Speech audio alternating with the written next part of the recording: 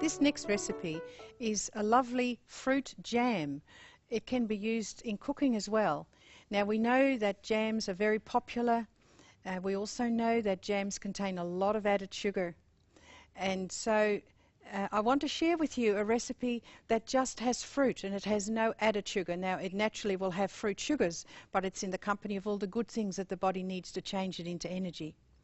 You start off with a cup of dates and a cup of apricots, dried apricots, and with some water you soften those. If you have any water left over, you actually need to drain that off.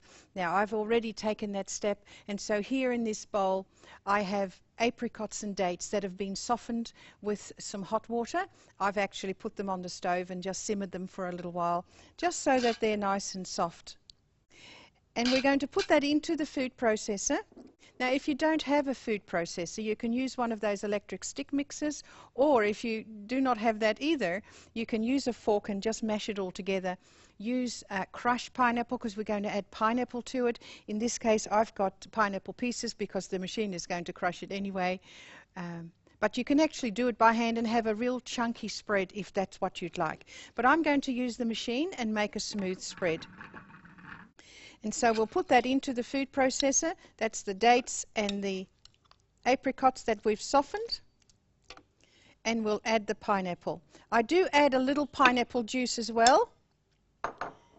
We don't need a lot, but we'll put the pineapple in. And the actual quantities will be easy to remember because it's just a cup of each. It's a cup of pineapple, a cup of dates, and a cup of apricots. But the dates and apricots, of course, need to be softened. And just a little of the pineapple juice. And we just let that process. It takes about 30 seconds and it's all done.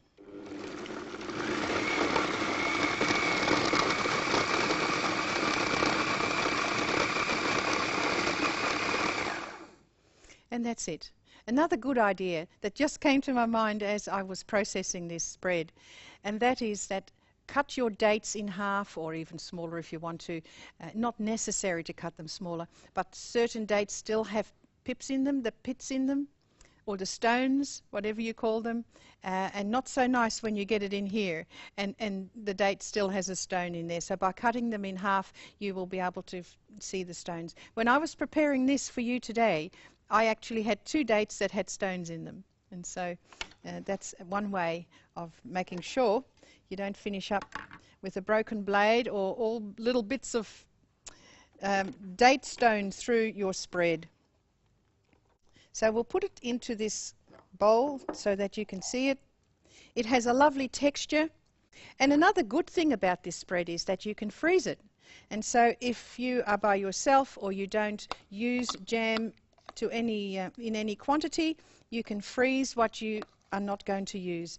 This will be fine in the fridge for about 3 weeks, but after that, or if you think it's going to last longer than that, just pop it in the freezer so you can always have some on hand.